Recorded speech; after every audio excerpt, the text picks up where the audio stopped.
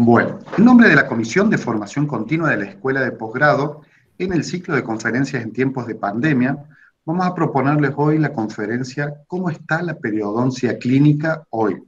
Esta actividad va a ser dictada por la profesora doctora Miriam Grenón, quien se desarrolla como profesora titular regular de la Cátedra de Periodoncia A de la Facultad de Odontología.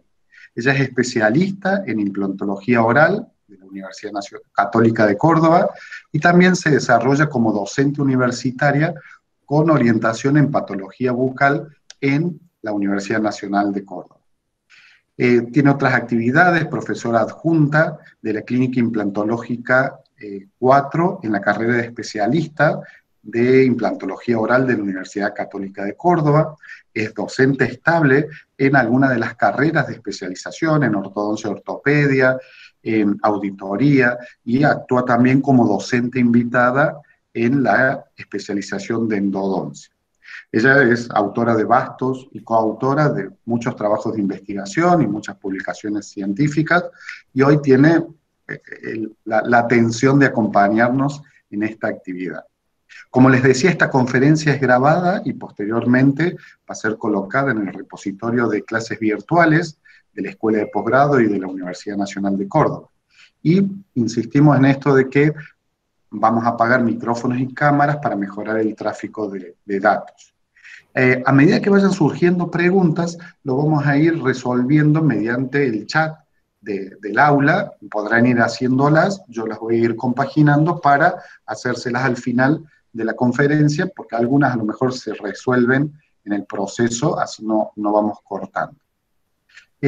Ahí preguntaban recién para aquellos participantes que deseen la constancia de asistencia, se va a entregar una constancia de asistencia, vamos a probar una nueva forma de registro y van a escribir en el chat del aula, a partir de este momento, en el mismo mensaje, el nombre, el apellido, el documento y el correo electrónico, lo van a enviar a la mensajería del chat para después generar esa constancia y se les va a enviar por correo electrónico. Los que no envíen en este formato no podrán tener y no podremos registrar la participación. Después también les vamos a solicitar que luego de desarrollar esta actividad se le va a enviar por correo también un formulario de una valoración de la actividad que nos va a permitir ir mejorando el servicio de estas propuestas de formación continua que estamos llevando a cabo. Y como siempre, vamos a agradecer al personal, al gran personal de apoyo técnico y administrativo, puestos en la persona de Analía Rey e Ivana Torcibia, cuyos aportes son fundamentales para la realización de estas actividades. Así que agradecemos mucho la participación de la doctora Miriam Grenón y la dejamos en compañía entonces con los asistentes a la conferencia. Miriam.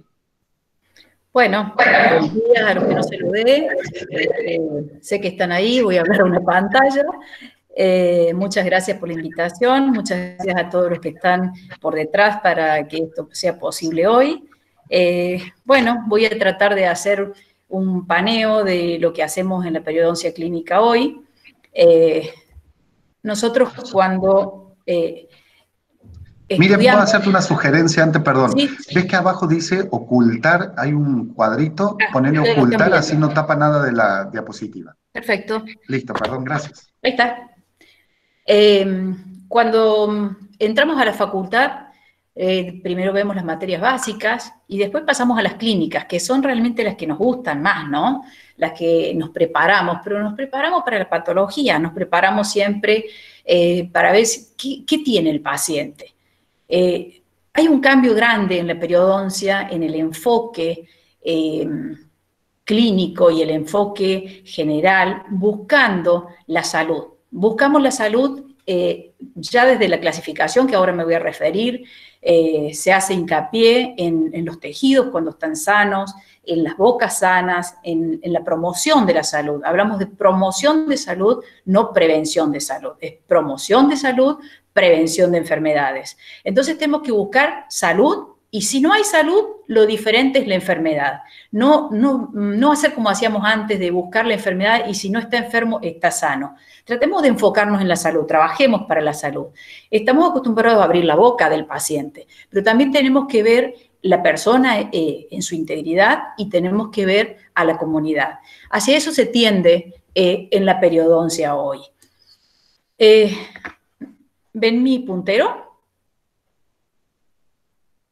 Sí, se ve perfectamente. Nosotros queremos saber si el paciente está sano o enfermo. Para eso, ¿de qué nos valemos? Nos vamos a valer de parámetros clínicos y estudios complementarios que no son muy diferentes a los que veníamos haciendo. ¿Cuáles son los parámetros clínicos que vamos a ver? Vamos a ver si el paciente tiene biofilm o biopelícula bacteriana, como lo llamamos ahora. Vamos a ver si tiene hemorragia. Esto nos va a mostrar la actividad de la enfermedad. Vamos a ver si tiene profundidad de sondaje, si tiene nivel de inserción clínica perdido, si hay hipermovilidad, si hay lesiones de furcación. Todo esto nos va a llevar a un diagnóstico, ¿sí? ¿Cuándo vamos a hacer exámenes complementarios? Examen radiográfico periapical, vamos a hacerlo siempre. Hay un consenso latinoamericano que nos han invitado como facultad, yo lo representé a la Facultad de Odontología de Córdoba, y ahí se hizo mucho énfasis en muchos acuerdos escritos y hablados en ese momento sobre cosas que siempre dijimos es mejor la radiografía periapical, pero había quienes hacían inicialmente una tomografía, inicialmente una radiografía panorámica. Hoy en día, por estos consensos, que son acuerdos hechos por especialistas, por expertos, se ha concluido que el examen que debemos hacer para periodoncia es el examen radiográfico periapical, con técnica de cono largo, si es posible, para poder tener isometría e isomorfismo. Hoy en día los pacientes vienen con panorámicas ya los derivan con la radiografía panorámica, ya los derivan con tomografías. Estos estudios los vamos a pedir. ¿Cuándo? A la radiografía periapical, como les dije recién, siempre. A la panorámica a veces, porque si queremos ver alguna otra estructura lo vamos a pedir. Pero cuando nosotros queremos ver la integridad de las corticales, cuando queremos ver las crestas óseas, el largo de las raíces, cuando queremos ver ciertas características necesitamos una radiografía periapical. Y excepcionalmente podemos pedir una tomografía que podemos estar pidiéndola probablemente para reponer un elemento dentario, pero fíjense cómo en este elemento, en esta tomografía, el elemento 16, podemos ver una lesión de furcación vestibular. Pero de ningún modo vamos a pedir una tomografía para hacer un diagnóstico de una lesión de furcación. Ese diagnóstico se hace en forma clínica. Siempre los estudios complementarios son de respaldo. La radiografía periapical es necesaria. ¿Por qué vamos a tratar la enfermedad periodontal? Porque la enfermedad periodontal es una infección y tenemos que controlar esa infección que está, también para bajar el riesgo de pérdida de inserción, de pérdida dentaria y de pérdida de la dentición humana. ¿Por qué? Porque la enfermedad periodontal tiene consecuencias a nivel local, pérdida de soporte, hipermovilidad, pérdida de dientes, alteraciones de la masticación, fonación y pérdida de función. Esto es lo que estamos preparados nosotros generalmente para ver. Estamos preparados para ver la pérdida de los tejidos. ¿Qué pasa en el diente? Y el signo hipermovilidad es un elemento, un signo que alerta al paciente y al odontólogo general. Y para los periodoncistas no es lo que más nos importa. A nosotros nos importa más la pérdida de los tejidos de soporte, que los medimos de otra forma. También, como consecuencia de la enfermedad periodontal, tiene cambios a nivel sistémico, mediante las bacteremias, mediante los procesos inflamatorios que interactúan con otras enfermedades crónicas no transmisibles. También, y esto es importante y es nuevo desde la concepción que teníamos antes de la enfermedad periodontal afecta la calidad de vida. El avance de la periodontitis lleva al aumento de la ansiedad, de la angustia, del estrés, y genera vergüenza y genera baja autoestima. Han visto muchas veces cuando el paciente viene a la consulta y baja el labio para poder hablar, no quiere mostrar lo que tiene por detrás. le da vergüenza su dentición y es motivo de tratamiento. Se ha descubierto desde hace varios años ya que las bacterias están en todo el cuerpo humano. Nosotros estamos acostumbrados a verlo en la boca, estudiamos qué cantidad hay, que por cada milímetro cuadrado hay 10 a la 8 bacterias en la boca, que hay 10 a la 8 en los intestinos, y eso es lo que nosotros estudiamos, pero tenemos que tener en cuenta que esas bacterias están en todo el cuerpo, están en la cabeza, en el cuerpo completo, y lo tenemos en la comunidad. Las bacterias que tenemos en la boca superan ampliamente la cantidad de células que conforman el cuerpo humano. El cuerpo humano está conformado alrededor de 35 trillones de células, mientras que las bacterias que habitan nuestro cuerpo son 350 trillones. Entonces, estamos con un cerito más en cantidad de bacterias. ¿Qué pasa? Esas bacterias antes las consideramos, o al biofilm o a la biopelícula, la consideramos como la culpable de la enfermedad periodontal. Hoy tenemos un modelo multifactorial, fíjense la publicación, esta es una publicación del 2020, donde pone todos los factores causales o que favorecen a la enfermedad periodontal. Tenemos el biofilm o biopelícula bacteriana, las enfermedades sistémicas, el estilo de vida, los factores epigenéticos y otros factores. Fíjense cómo el biofilm bacteriano tiene tanta importancia como los factores de estilo de vida. Van a encontrar muchos artículos que hoy en día van a intentar cambiar el estilo de vida del paciente para mejorar las condiciones periodontales. Hacia allá vamos con la periodoncia, vamos hacia la comunidad, vamos hacia salir de la boca, hacer la promoción de la salud y cambiar el estilo de vida. En este mismo artículo muestra cómo la enfermedad periodontal es un círculo vicioso. Hay una respuesta exagerada del huésped, hay un crecimiento de patobiontes. Las bacterias actúan siempre en eubiosis hasta que haya una alteración, por ejemplo, una respuesta exagerada del huésped, entonces se produce una disbiosis. Y esa disbiosis, cuando es subgingival, nos va a generar una enfermedad periodontal, va a predominar los patógenos periodontales, eso va a llevar a una mayor respuesta y todo esto va a ser un círculo que tenemos que cortarlo en algún momento. El corte más simple es a nivel local, con el trabajo de las bacterias y disminuir la inflamación. No así tanto con antibacterianos o antiinflamatorios. Ya lo vamos a ver, que eso sí se recomienda para algunos estadios de enfermedad.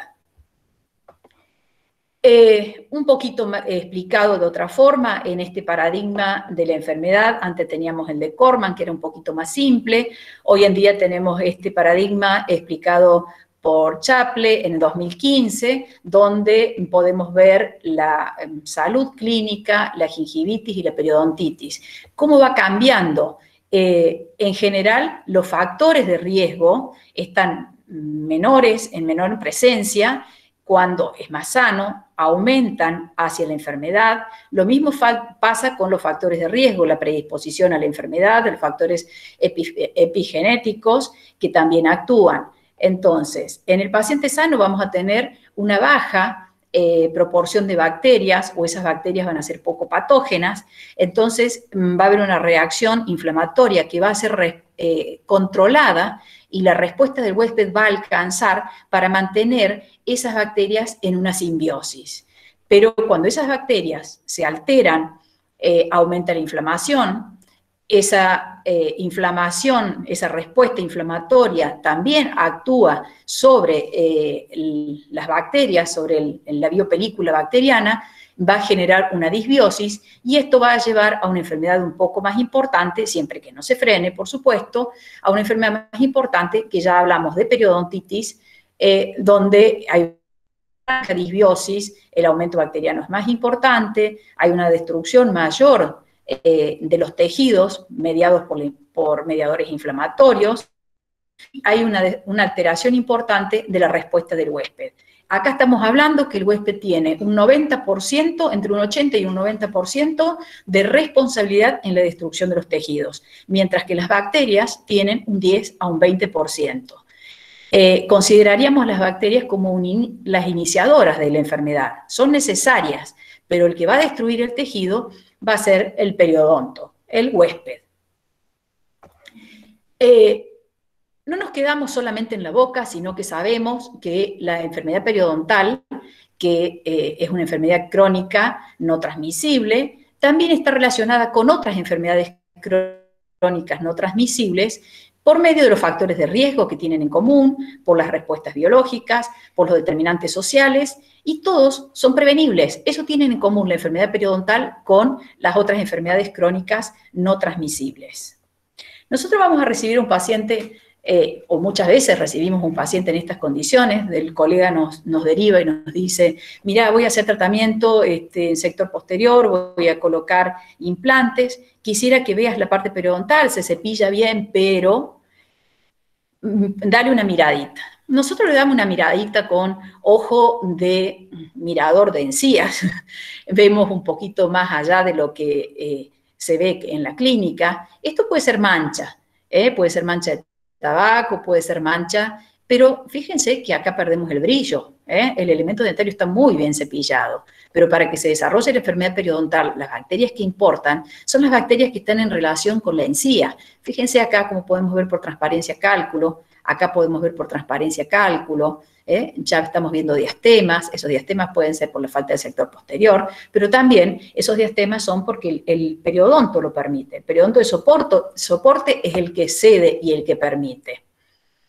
Entonces, hacemos detección de bacterias para que lo vea el paciente, tomamos fotos para que lo tengamos como registro y podemos ver esas bacterias que nosotros sabemos que no son bacterias simples, sino que son bacterias que están consolidadas en un biofilm bacteriano, que tienen una organización específica, que están muy adheridos a la superficie, que tienen una colaboración entre ellos, que se acomodan de una forma conveniente para que no sean agredidos por el exterior. Entonces, nosotros podemos tomar un antibiótico y no llega al biofilm. Podemos colocar o hacer buches con un antiséptico que tampoco va a llegar al biofilm.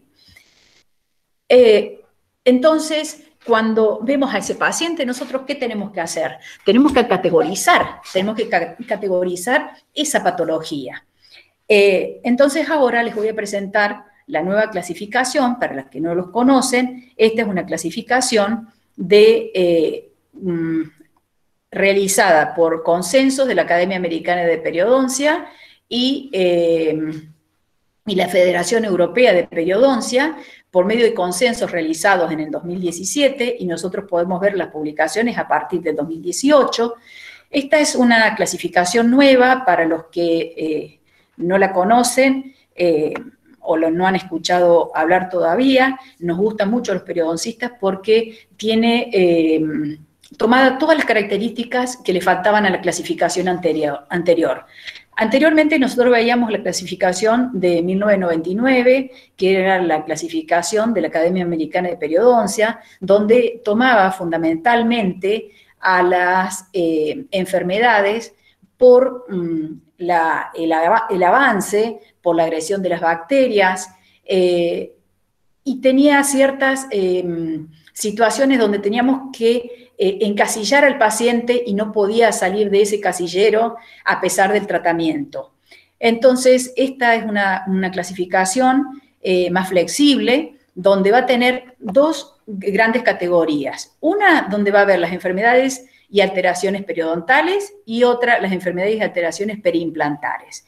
Dentro de la categoría de las enfermedades periodontales, tiene tres subcategorías: la salud periodontal y enfermedad y alteraciones gingivales. Y esto es una gran cosa porque, antes recibíamos un paciente que había sido tratado periodontalmente y venía a un mantenimiento. Y resulta que nosotros hacíamos profundidad de sondaje, nivel de inserción clínico tenía profundidad de sondaje 2 o 3 milímetros y nivel de inserción clínico 7. ¿Qué nos decía nuestra clasificación anterior desde el punto de vista terapéutico que utilizábamos? Nos decía que ese paciente tenía una periodontitis grave, porque estaba en el tercio medio. Hoy podemos considerar a ese paciente que es un paciente sano, con un periodonto reducido. A esta parte de la clasificación no me voy a referir mucho porque por cuestiones de tiempo, sí me voy a referir a lo más común, que son las periodontitis. Dentro de las periodontitis tenemos las enfermedades periodontales necrosantes, las periodontitis propiamente dicha, y las periodontitis como manifestaciones de enfermedades sistémicas. Otras alteraciones que pueden afectar el periodonto son las enfermedades y trastornos sistémicos que afectan a los tejidos de soporte, los abscesos periodontales y lesiones endodóntico-periodontales, deformidades o alteraciones mucogingivales, trauma oclusal y fuerzas oclusales traumáticas. Acá también esto es muy interesante porque introduce a la ortodoncia como fuerzas oclusales, los factores relacionados con prótesis dentales y elementos dentarios. Y después tenemos la otra gran categoría donde se define a la salud periimplantar, a la mucositis periimplantar, a la periimplantitis y a las deficiencias periimplantares de tejidos duros y blandos.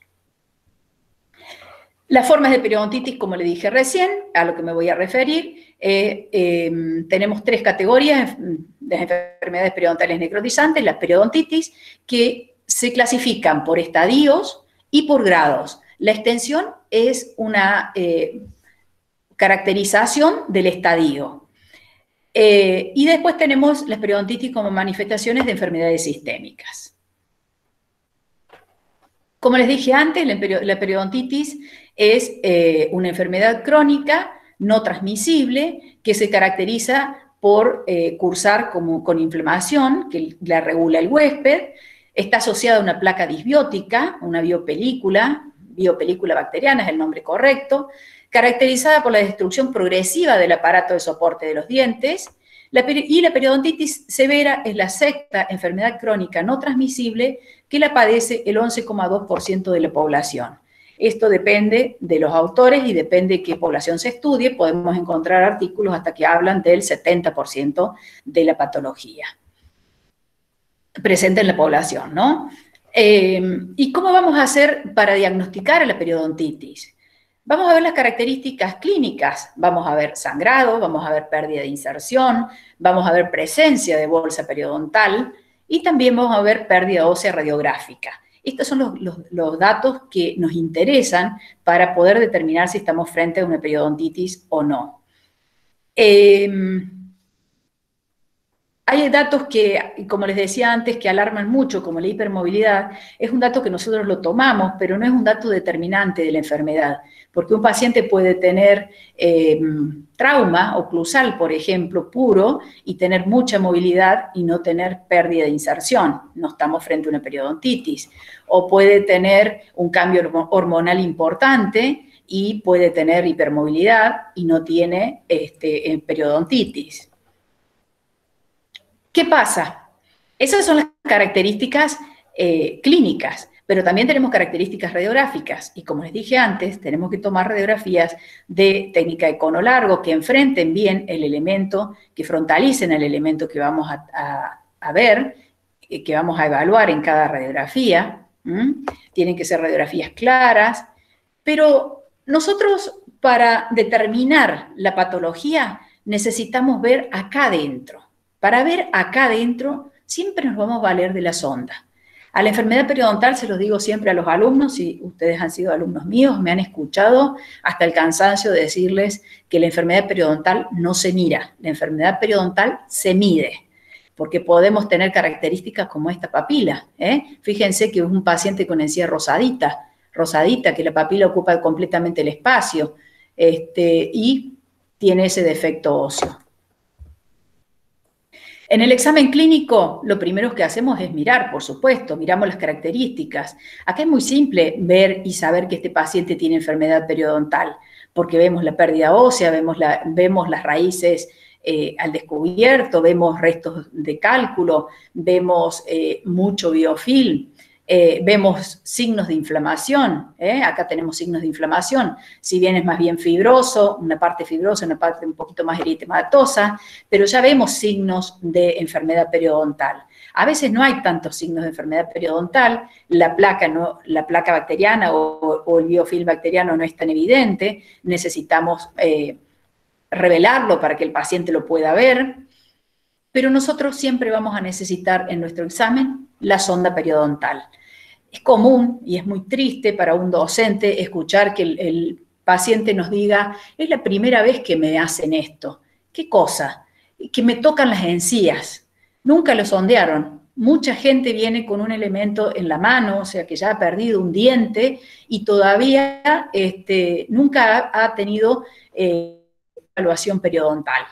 Entonces, nos valemos de la sonda periodontal para hacer la historia clínica y la ficha periodontal. La ficha periodontal medimos nuestra profundidad de sondaje, medimos el NIC y hacemos una ficha periodontal. Esa ficha periodontal o ese periodontograma puede ser digital, como en este caso, o puede ser el convencional. Escribimos en la ficha, dibujamos o mantenemos escrito con los números. Los números también son válidos. Todo vale, depende de cada uno lo que le sirva para anotarlo. Hay que medir y anotar, o sea, hay que registrar los datos. No alcanza con medir y decir, bueno, este paciente tiene 3 bolsas. Bueno, hay que medir dónde está la bolsa y dónde está sano. Cuando nos vamos de lleno al diagnóstico de la periodontitis, esto engloba a todas las periodontitis, a las periodontitis que antes llamábamos agresivas, periodontitis rápidas, periodontitis crónicas. Esto engloba todas las periodontitis. Vamos a tener, para analizar inicialmente, desde el punto de vista de los estadios, vamos a analizar la gravedad, la complejidad y la extensión. En cuanto a la gravedad, vamos a ver el NIC interdental, la pérdida ósea radiográfica, ¿sí? Y la pérdida dentaria. Esto es lo que nos va a dar para la gravedad. Y después, también vamos a ver, en cuanto a la complejidad, los factores locales, profundidad de sondaje, pérdida ósea, la pérdida ósea y otros factores que van a tener los estadios más avanzados. La extensión es un descriptor del estadio, ¿sí? No es una categoría en sí, sino que es un descriptor de los estadios. Cuando nosotros tenemos un paciente en el estadio 1, tenemos un paciente con una periodontitis inicial. Cuando tenemos un paciente en un estadio 2, vamos a tener un paciente con una periodontitis moderada. Cuando tenemos pacientes en estadio 3 o en estadio 4, vamos a estar con periodontitis severa. En el 3, con potencial pérdida de dientes y en el 4, con potencial pérdida de la dentición. Siempre que vamos a hacer el diagnóstico, vamos a tomar todos los datos del paciente. Hay formas de llenar historias clínicas nuevas, como tipo checklist, donde uno va anotando lo que el paciente tiene, y con eso vamos a llegar al diagnóstico. El diagnóstico o la gravedad nos va a dar el estado periodontal, y en la evaluación de la complejidad nos va a hablar un poco del tratamiento que requiere el paciente. Sabemos que si estamos en el estadio 1 y 2 no va a ser muy grave, si estamos en el estadio 3 y 4 va a tener mayor complejidad o mayor gravedad la enfermedad, mayor avance la enfermedad.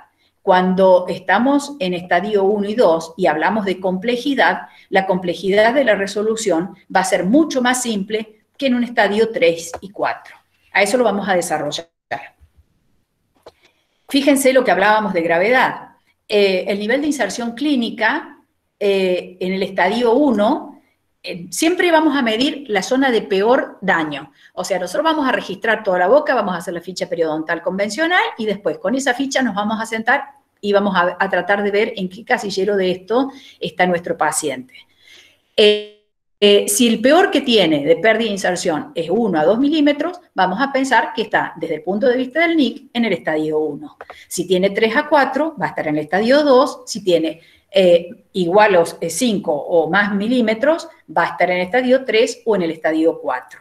Si la pérdida ósea radiográfica, o sea, con esa periapical que le sacamos y levantamos la periapical, la vemos en el negatoscopio, está en el primer tercio coronario, puede ser estadio 1 o estadio 2. ¿Cómo? El estadio 1, si es menor al 15% de ese tercio, perdón, del largo total de la raíz, y si es entre el 15 y el 30% de la raíz total, o sea que está tomando completamente el tercio coronario, es el estadio 2.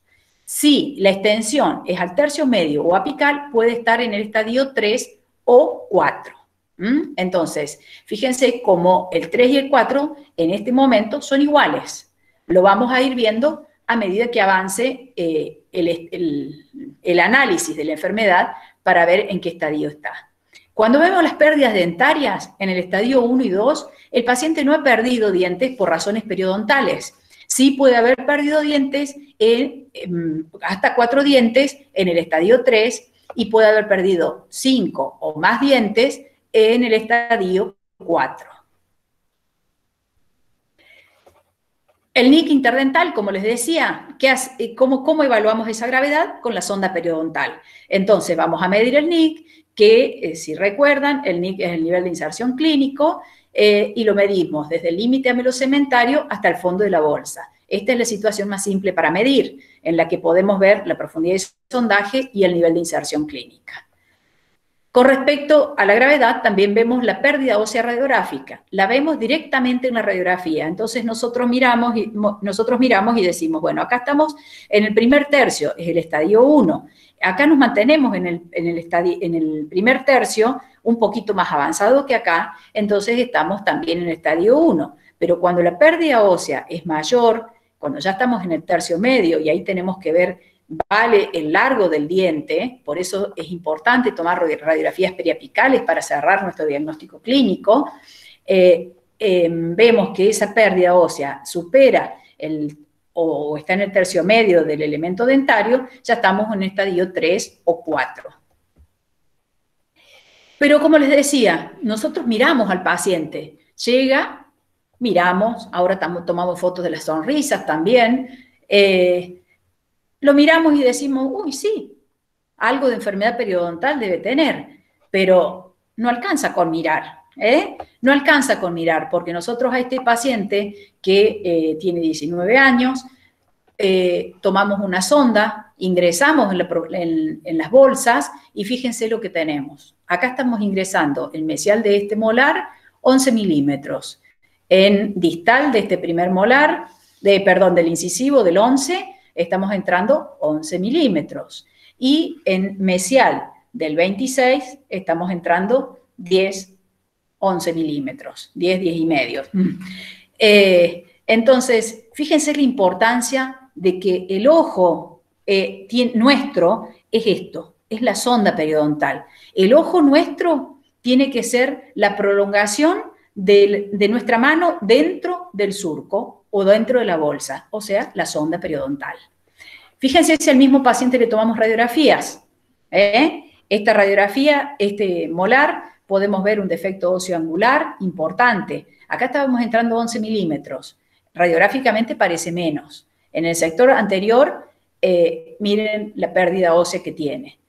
Miren la pérdida ósea. Estamos en un estadio 4 en este paciente, por lo que vimos antes, por lo que vemos ahora. También vamos a evaluar la complejidad de la patología, de la periodontitis, para determinar en qué estadio está el paciente.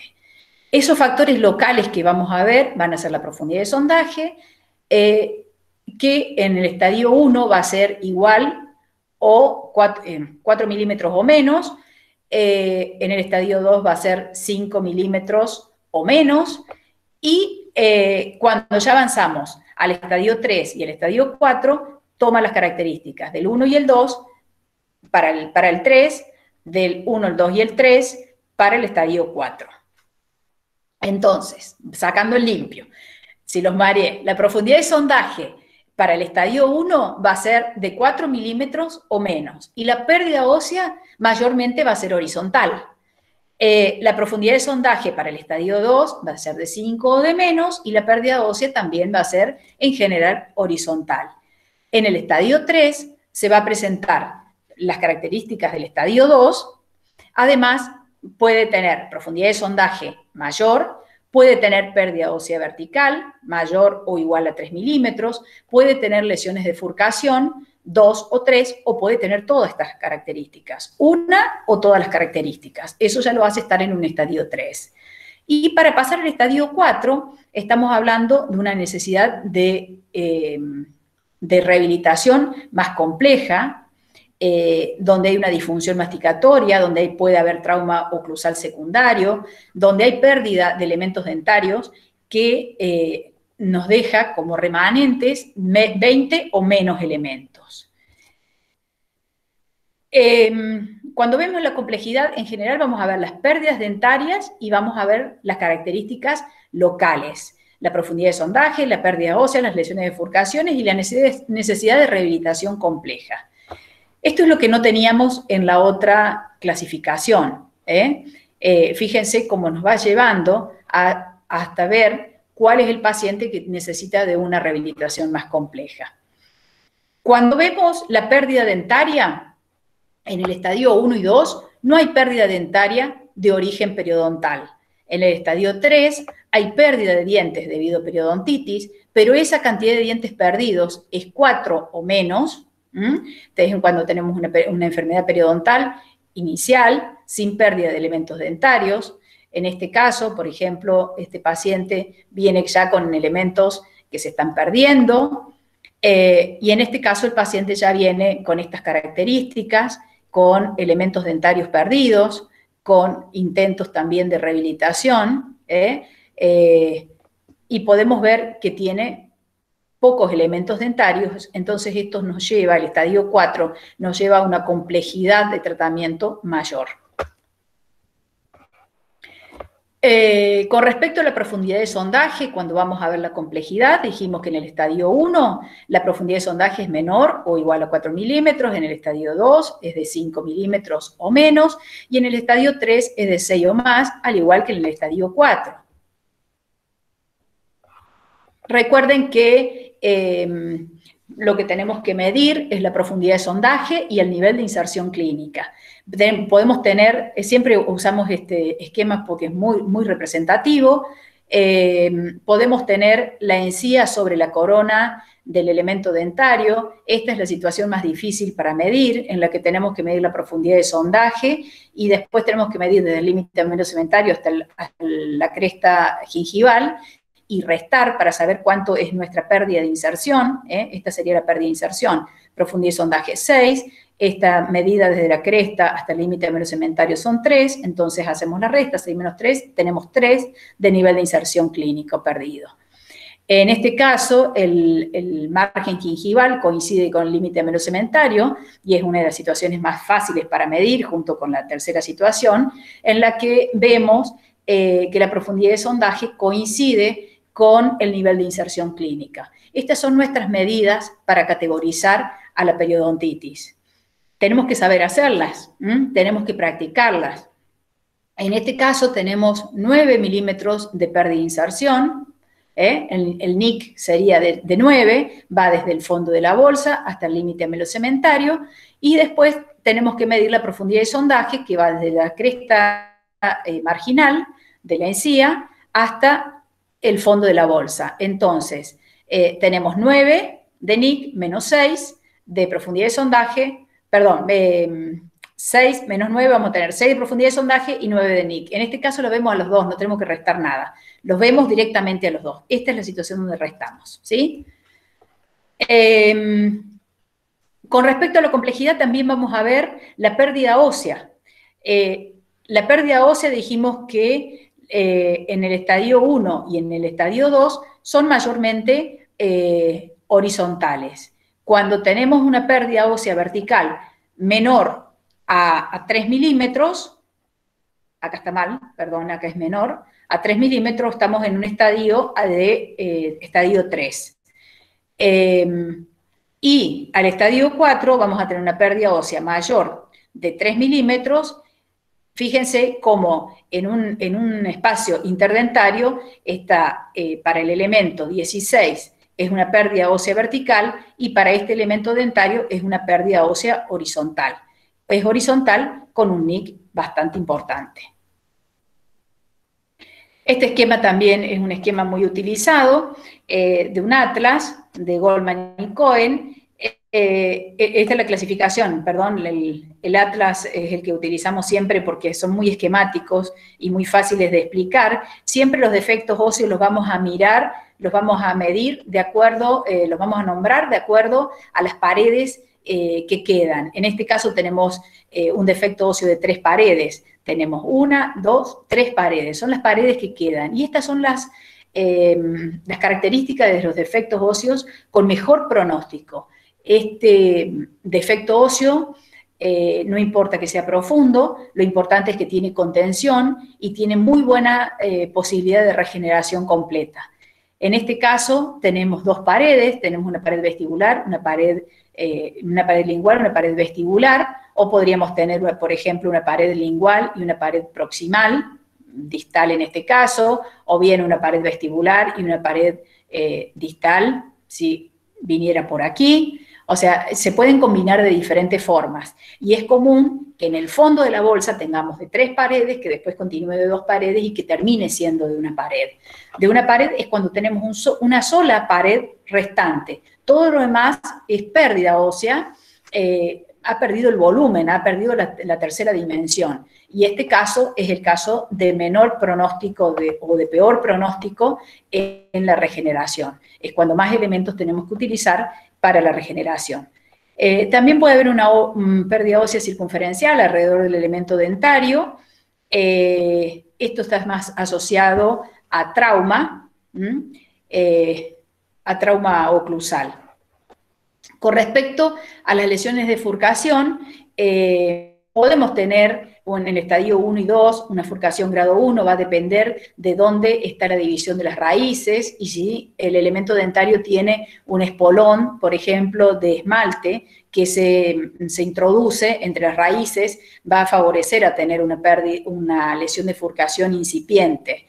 Pero cuando tenemos lesión de furcación grado 2 o grado 3, ya estamos hablando del estadio 3 o estadio 4 de la enfermedad periodontal.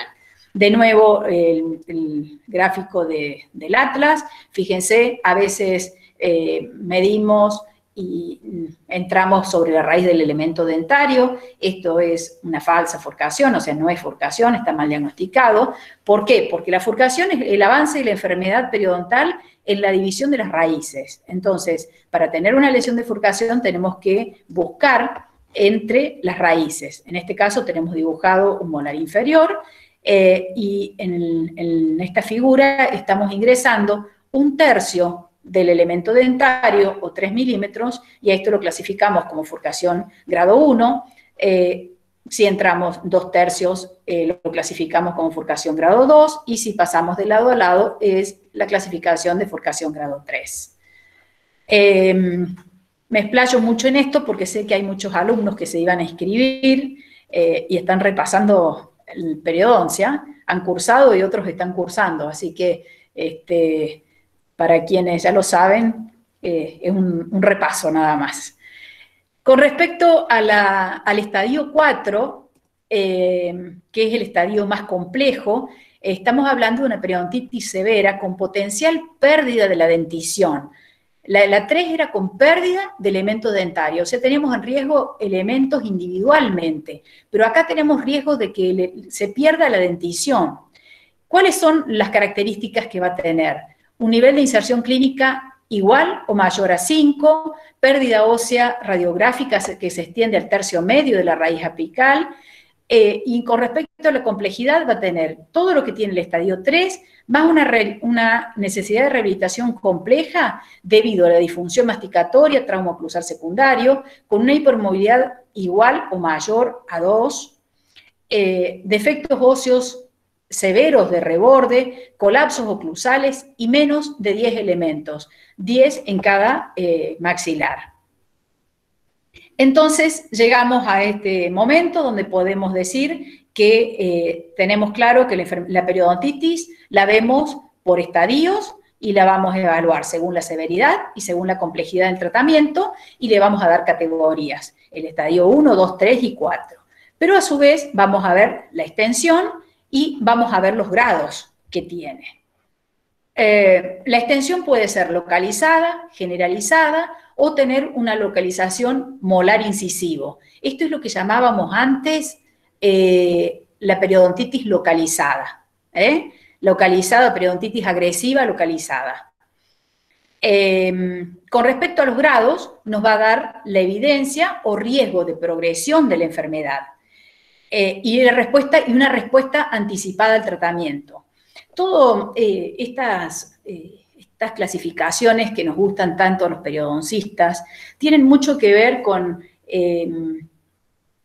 las ausencias de respuestas que teníamos en periodoncia. Nosotros tratábamos a los pacientes a todos por igual, tratábamos de darle un tratamiento diferente a algunos porque creíamos que si le poníamos membranas, si le poníamos huesos, si le poníamos todo el batallón, le dábamos más condiciones y resulta que no teníamos en cuenta todas estas características que ahora nos dan la respuesta y nos anticipan la respuesta al tratamiento. Vamos a referirnos ahora un poquito a eso, a los grados.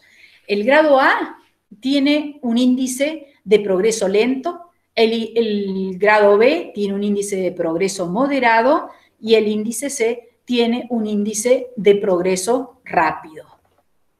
Esto es lo que les decía antes, la extensión podía ser localizada si tenemos menos del 30% de los elementos dentarios, generalizada si tenemos 30 o más de los elementos dentarios involucrados, y el patrón incisivo molar si la patología se presenta solamente en los elementos dentarios incisivos y molares. Generalmente son los primeros molares. Esto va a ser un descriptor del estadio. Y vamos a definir que el paciente es un caso periodontitis, así lo refiere la literatura, cuando hay inserción clínica interdentaria en 2 o más dientes no adyacentes, o bien pérdida de inserción clínica en vestibular mayor o igual a 3 milímetros, con bolsas en 2 o más dientes, y las excepciones van a ser la recesión gingival traumática, la caries cuando está en el tercio cervical, el nivel de inserción clínico distal o la pérdida de inserción en distal del segundo molar, lesiones endodónticas o fracturas radiculares. Estas son las excepciones, o sea, son las causas no periodontitis, ¿sí? Cuando tenemos una pérdida de inserción de origen traumático, en este caso fue por ortodoncia y este incisivo que tenía contacto en protrusiva, cuando las caries se extienden, o sea, no son casos periodontitis estos, son pérdidas de inserción no causadas por enfermedad periodontal. Cuando la caries avanza en la raíz del elemento dentario, y las obturaciones del dentista también avanza en el área gingival y eso va llevando a una recesión. Cuando hay fracturas radiculares, un paciente que refiere dolor en un elemento dentario con una corona, con profundidad de sondaje importante, radiográficamente se puede ver la pérdida ósea y la fractura. Una fractura es una causa no periodontal que da pérdida de inserción. A su vez, el paciente cuando viene por una lesión puntual, también tenemos que hacer el diagnóstico general de toda la boca. Nosotros siempre hacemos en periodoncia y en cualquier disciplina, la atención de las urgencias, que tiene que ver con el dolor, y después se hace la terapia, el diagnóstico y las terapias convencionales. El diagnóstico lo podemos hacer en el mismo momento, por ejemplo, un paciente que viene con una fractura, entonces decimos nosotros esto es periodontitis, y uno de los puntos para cerrar ese diagnóstico de fractura, más allá de tener, porque a ver, no siempre es una fractura franca, puede ser nada más que una fisura, y tenemos la profundidad de sondaje en un lugar puntual. Entonces, ¿qué necesitamos? Ver toda la boca del paciente. ¿Y qué hacemos? Anotamos, hacemos ficha periodontal, sacamos radiografías del resto de la boca. Pero son causas no periodontales por las que tenemos una profundidad de sondaje y un nivel de inserción aumentado. Esta es otra causa no periodontal en la que tenemos aumento de profundidad de sondaje. Fíjense, acá tuvo la extracción de un molar con el fresado de la raíz distal. Acá tenemos una bolsa periodontal por presencia del molar que está reabsorbiendo la cresta ósea. Acá tenemos un proceso endoperio con una pérdida ósea. Y bueno, y esto sería así de causa periodontal, un defecto óseo angular, presencia de cálculo y presencia de bolsa, cálculo infraóseo, ¿lo ven? Y bolsa periodontal. Este es el mismo paciente, el papá de una alumna que lo trajo para que hagamos diagnósticos, y realmente es un caso que tiene todo representado. Si seguimos tratando de estudiar a la periodontitis, son las 12, si tratamos de estudiar a la periodontitis, de acuerdo a los grados, vamos a tener grado A, grado B y grado C, como les dije antes, con el grado A con una lenta tasa de progresión, el grado B con una moderada tasa de progresión y el grado C con una rápida tasa de progresión. Vamos a tener para evaluar criterios primarios y factores modificadores. Dentro de los criterios primarios vamos a ver evidencias directas y evidencias indirectas. Si nos valemos de las evidencias directas, no nos hace falta, por ejemplo, esta evidencia indirecta. Ya la vamos a ver. Y con respecto a los factores modificadores, tenemos los factores de riesgo que más importan o que por consenso se han determinado que son los que tenemos que tener en cuenta para determinar el grado de la periodontitis, son el tabaco y la diabetes. Para aliviarles un poquito la cabeza, me imagino que deben estar preocupados cómo diagnostico ahora. En general uno tiene que ir a un estadio 2 de periodontitis, pararse en el estadio 2 y decir, ¿estoy acá o estoy más leve o estoy más grave? Y con respecto al grado, también nos paramos en el grado 2 y, bueno, y ahí vemos si estamos más leve o más grave. Y ya les explico otra cosa que también les va a favorecer el diagnóstico. Decíamos que el criterio primario podíamos tener evidencias directas o evidencias indirectas. La evidencia directa de progresión son nuestros registros. Fíjense, nosotros vamos a tomar datos longitudinales de la pérdida ósea o del nivel de inserción clínica. ¿Qué significa esto? Si cada vez que mi paciente vino, yo le tomé una radiografías periapicales, hice ficha periodontal, voy a tener la evidencia que qué pasó en esa boca. Entonces, si no hay evidencia de pérdida ósea radiográfica en los últimos 5 años, este paciente está en un estadio, en un grado A. Si ha tenido una pérdida de inserción menor a 2 milímetros en los últimos 5 años, está en un grado B. Y si es mayor a 2 milímetros, está en un grado C. Pero ¿qué podemos hacer nosotros? Podemos directamente verlo, esta pérdida. ¿Cómo? Con esto, fíjense, esta misma paciente tengo registro 2001, 2004, 2009, 2017. Entonces, si uno tiene los controles del paciente, puede tomar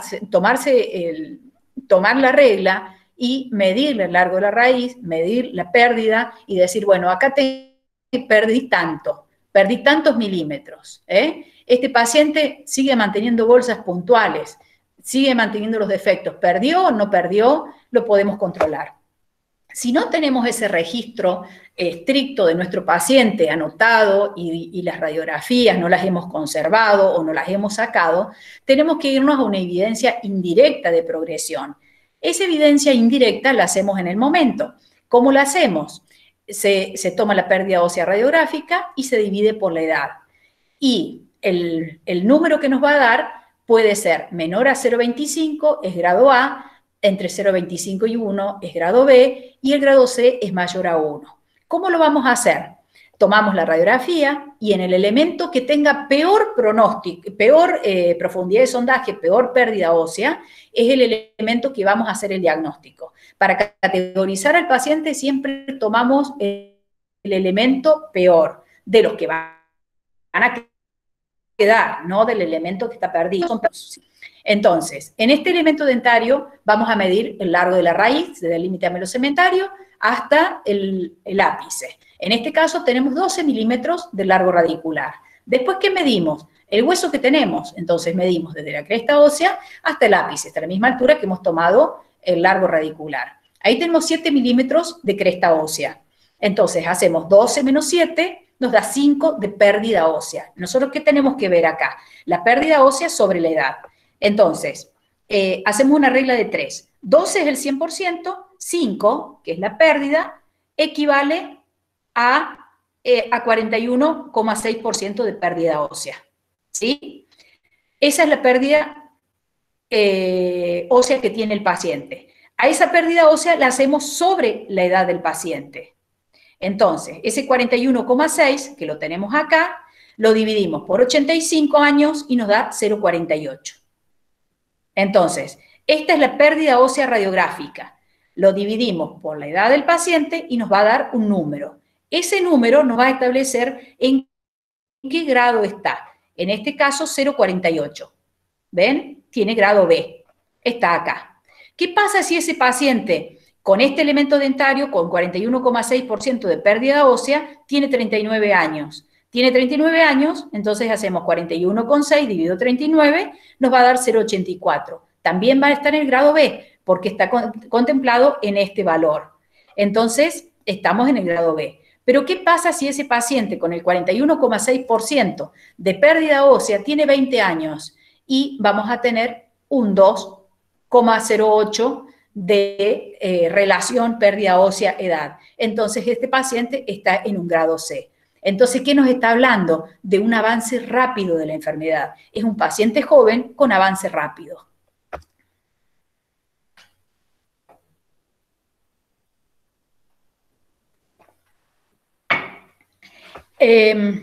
Otra cosa que vamos a ver en el paciente es el fenotipo.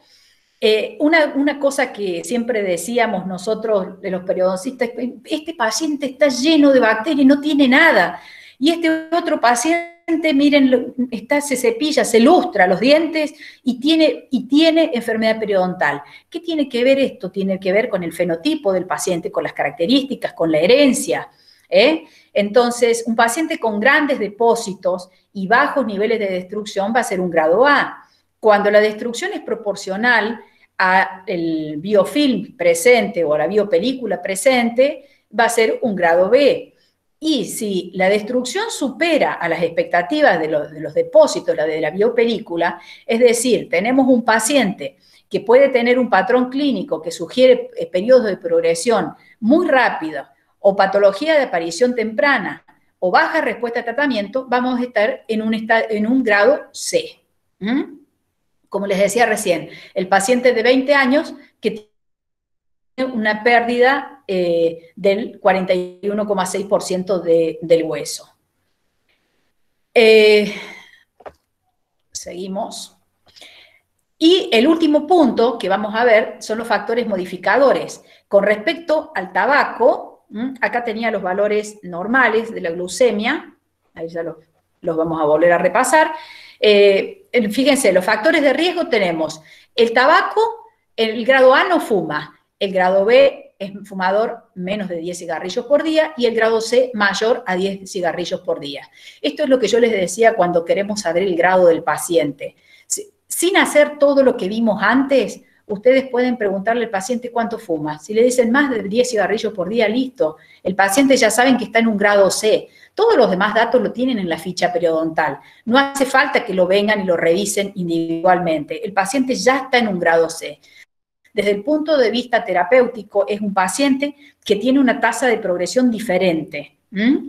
Con respecto a la diabetes, el grado A tiene glucemia normal, sin diagnóstico de diabetes. El grado B es un paciente con diabetes, pero con una hemoglobina glicosilada menor a 7%, mientras que en el grado C el paciente tiene una hemoglobina glicosilada mayor o igual a 7%. Y en la diapositiva anterior tenía macheteado acá el valor normal es de menor a 5,7 y la prediabetes es entre 5,7 y 6,4. Es decir que nuestro paciente podemos determinar también en qué grado está de periodontitis, fijándonos en la hemoglobina glicosilada. Tenemos que empezar a pedirla. Entonces, llegamos a esta instancia donde ya podemos hacer diagnóstico, tenemos claro los estadios, vamos a ver en los estadios la severidad y la complejidad, vamos a verlo radiográficamente para ver las características óseas. Ya saben que la radiografía, siempre nos valemos del diagnóstico clínico y la radiografía es necesaria para ver determinadas cosas, determinadas características. Vamos a ver la extensión y la distribución y el grado de progresión. O sea que ahora estamos en condiciones de decirnos, tenemos un paciente con estadio tal y grado tal, extendido a tal sector de la boca. ¿Para qué nos sirve? Para implementar un tratamiento. Nosotros queremos recuperar la salud.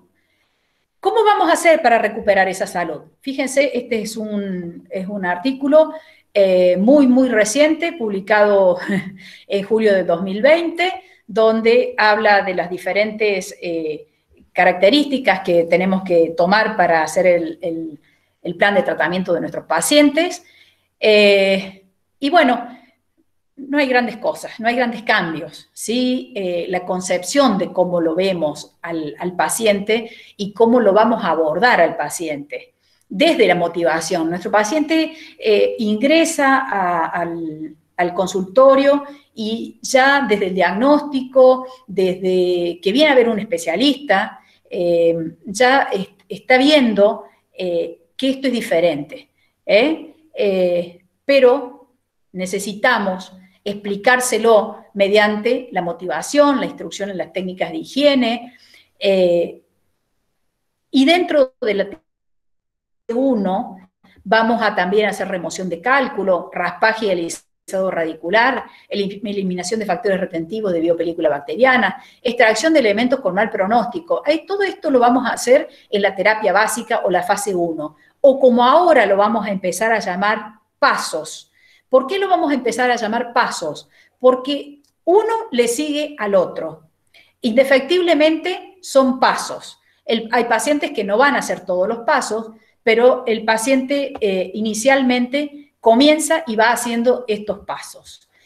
La técnica de cepillado, no quise poner una técnica de VAS convencional, sino que quise poner una técnica en la que nosotros debemos enseñarle a nuestro paciente a adaptar la técnica de cepillado de acuerdo a las condiciones, de acuerdo a las condiciones que tenga en la boca, si tiene todos los elementos dentarios, si tiene ausencia de elementos dentarios, si tiene grandes rehabilitaciones, si tiene implantes, si tiene espacios entre los elementos dentarios. En este caso puse un ejemplo de un paciente que tiene ortodoncia. A este paciente le vamos a enseñar que realice la técnica de VAS para eliminar el biofilm en contra de la encía. No tiene que cepillar encía, tiene que cepillar diente en las proximidades de la encía. Entonces, la forma de poner el cepillo vamos a adaptar para que pueda cepillar los brackets y el resto del elemento dentario. En este momento está poniendo el cepillo hacia arriba, después pone el cepillo hacia abajo. Entre los brackets utiliza el cepillo interdentario. También debe utilizar el hilo dental. Esto es muy importante, es muy común que nos manden los pacientes con bracket y a veces, la semana pasada recibí uno con épulis, que le sacan el épulis y vuelve. Bueno, el paciente no usa hilo. No es posible que un paciente no use hilo. No hay condición que impida la higiene interdentaria. En la fase 2 o la terapia activa vamos a realizar el alisado radicular y probablemente tratamientos coadyuvantes. Esto lo vamos a hacer para todos los estadios y para todos los grados, ¿sí? Estos coadyuvantes tienen que tener un fundamento. Los antimicrobianos y los antibióticos, como les decía recién, no eliminan la biopelícula bacteriana. Entonces, no nos tenemos que quedar con la idea o la tranquilidad de que le damos al paciente un buche con clorhexidina y el paciente se va a controlar las bacterias. El paciente tiene que controlar mecánicamente las bacterias. Podemos utilizarlos como un coadyuvante, pero no como un elemento único de terapia. Al paciente le gusta sentirse que está haciendo algo más por sí mismo. Ese algo más tiene que ser una modificación en la técnica de higiene. Sí podemos utilizar antisépticos subgingivales, podemos hacer irrigaciones, podemos utilizar el protocolo de desinfección total, que a mí me gusta mucho porque ataca todos los nichos ecológicos y ahora con el COVID es muy bueno. Los antisépticos de uso local, bueno, o de buches.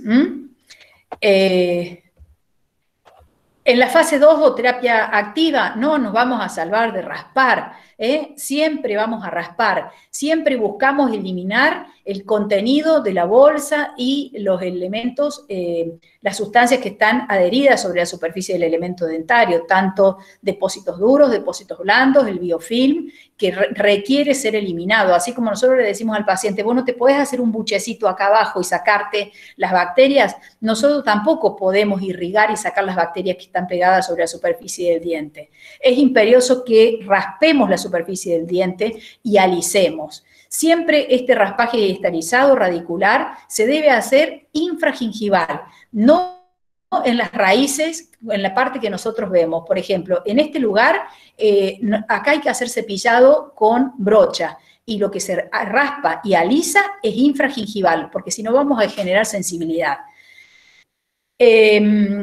Hoy en día podemos utilizar los ultrasonidos. Tenemos que tener una aspiración de alto vacío, además del eyector común que nos va a sacar el líquido, y todas las medidas de bioseguridad. Podemos utilizar ultrasonido. Los periodoncistas requerimos el uso del ultrasonido a diario, pero hay que buscar las condiciones para que trabajemos seguros.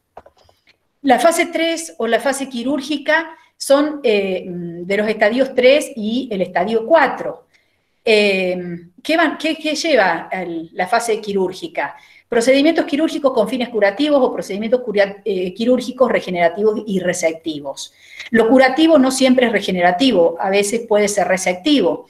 En general, cuando tenemos un defecto óseo, cuanto más paredes tenemos, más tendemos a regenerar y siempre tendemos a la regeneración más que a la resección porque deja raíces expuestas y, bueno, deja secuelas mayores, ¿no?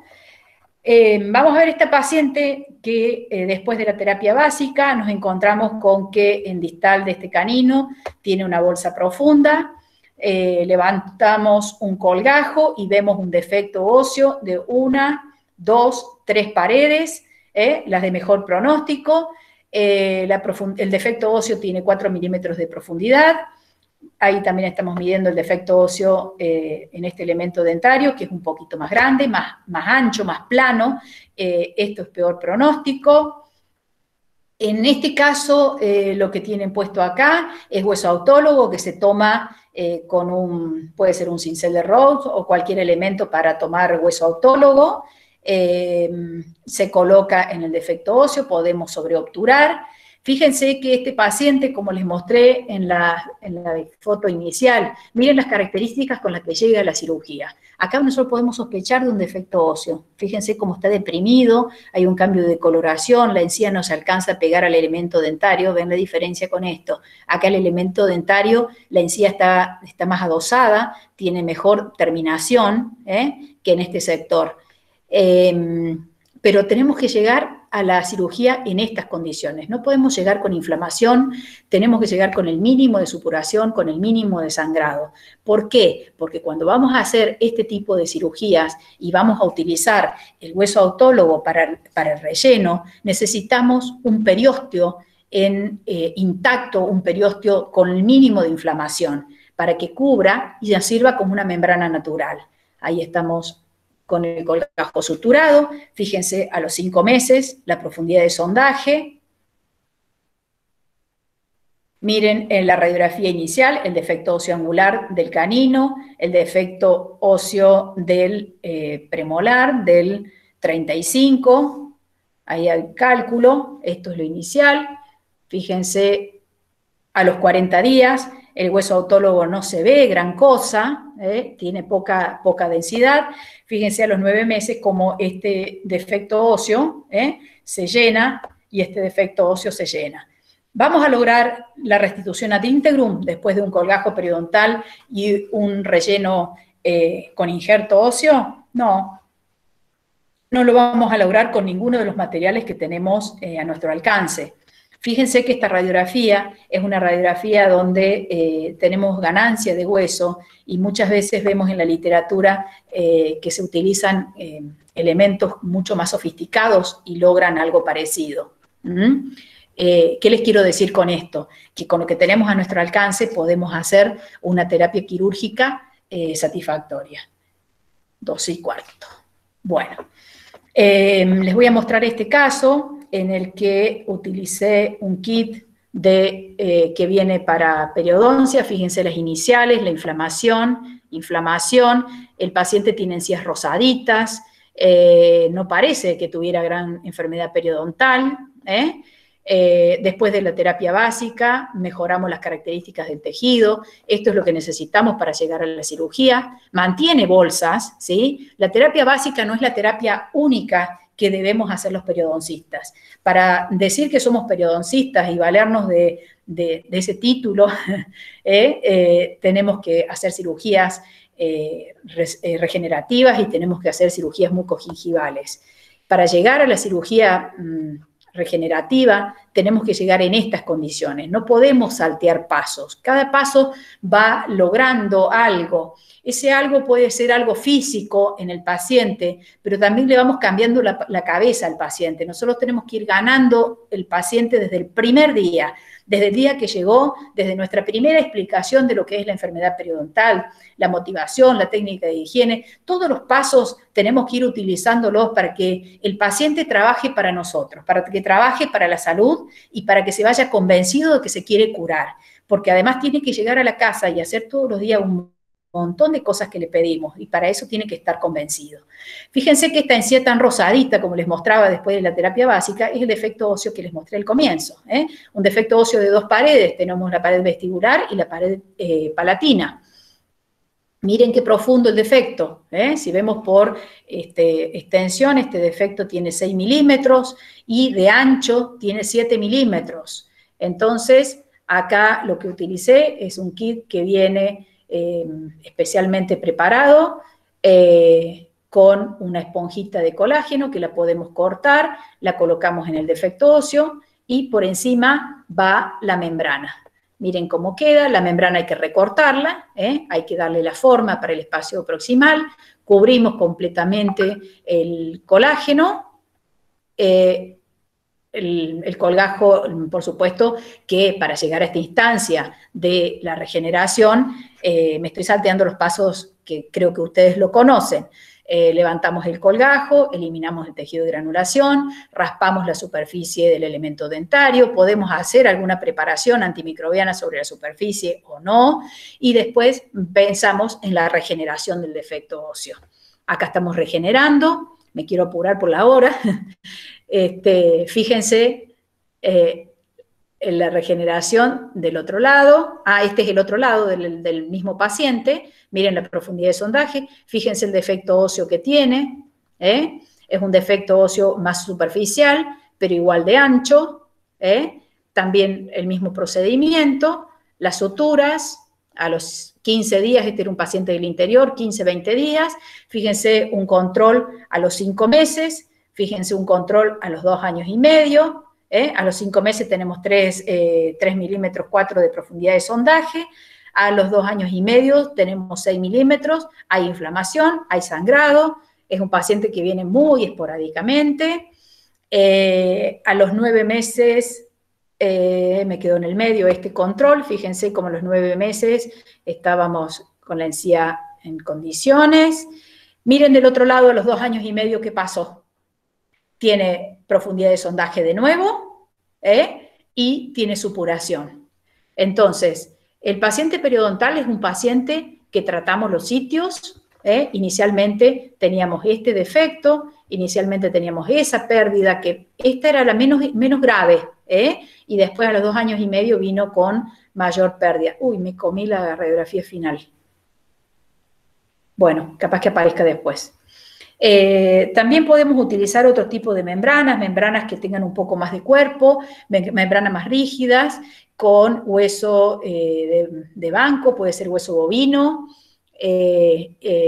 Las técnicas, los elementos que utilicemos para la regeneración depende de la destreza de cada uno y de las preferencias, pero todo se puede realizar. La fase 4, o la terapia de mantenimiento, o paso 4, para el paciente que no pasó por la terapia quirúrgica, sería paso 3, pero esto van todos los estadios, al mantenimiento van todos los estadios, va el paciente que tenía gingivitis, va el paciente sano se tiene que mantener sano, tenemos que controlarlo, así como miramos si tiene caries, no tiene caries, también tenemos que ver el estado de las encías.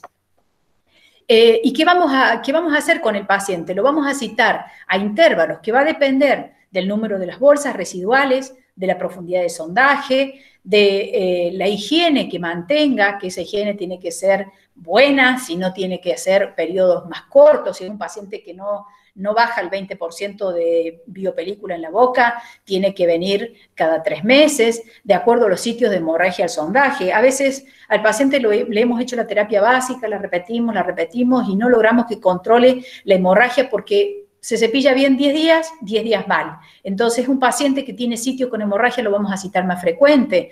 Si un paciente que no sale en toda la boca y viene una vez al año, va a seguir viniendo una vez al año. La presencia de dientes con furcaciones o grandes rehabilitaciones. Las furcaciones son puntos donde no podemos modificar mucho los periodoncistas. Entonces, es un sitio donde lo controlamos más. Las grandes rehabilitaciones también por la dificultad de la higiene. La presencia de factores de riesgo es un punto determinante. Un paciente fumador tiene que venir más seguido al consultorio porque no se entera que tiene enfermedad, porque las encías sangran menos, porque le da menos importancia, porque no siente mal aliento, porque no se ve el cálculo. Bueno, como para mostrarles un poquito de cirugía y cerrar con esto, de acuerdo a la verdad que había preparado un poco más de cirugía y al último momento saqué todas las clasificaciones y todo porque sé que el tiempo era corto y quería hablar mucho, entonces no quería dejar de mostrarles algunas cosas. Cuando tenemos una clase 1 de Miller o una clase 1 de Cairo, como la clasificación actual, no es actual, es más vieja que la clasificación, pero es la que por consenso se utiliza. Tenemos una recesión localizada en un elemento dentario. Mediante técnicas quirúrgicas mucogingivales podemos lograr esto. Fíjense, es el paciente que yo les mostré que tenía inicialmente que era una excepción de periodontitis, tiene pérdida de inserción, tenía sangrado, pero esto es una excepción, se puede tratar. Cuando hay colapso periodontal, cuando es una clase 4 de Miller, fíjense que a pesar de ser tratado periodontalmente, el paciente vuelve a tener cálculo. Miren las características de la encía. Pasa la mucosa alveolar a la encía libre, no tiene encía insertada. Entonces, en estos casos, a veces hacemos injertos de tejido conectivo, intentamos reparar, pero no porque le vayamos a recuperar la papila. Nosotros sabemos que no vamos a recuperar la papila porque el caso 4 de Miller es colapso periodontal y, de la papila y no vamos a recuperar, ya lo sabemos, pero sí podemos ganar en calidad de encía. Entonces, un paciente con una buena calidad de encía acá puede cepillarse y puede frenar la recesión gingival.